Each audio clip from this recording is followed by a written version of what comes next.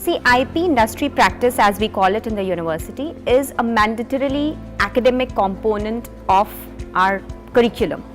It's a 24-week duration that the student spends in an organization during industry practice. I am actually very happy with the role that I got because I'd never have any free time, which may sound like a bad thing, but it's very fun because it's very creative.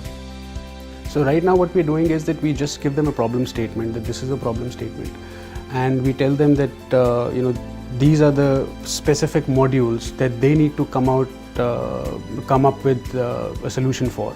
And there are people to guide them in case they stuck with regular pitfalls, but other than that they are entirely on their own to come up with the design of the circuitry, or doing the programming, or conceptualizing the product which will solve that particular problem. The first phase was done by my seniors at the workplace, and now I'm a part of the second phase.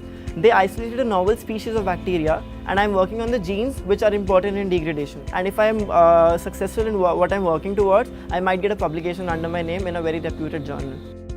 There is a big gap between the products coming out of the university and the requirement of the industry. Through this industry practice course, we are really bringing that gap to the minimum and making the students productive from day one and hour one.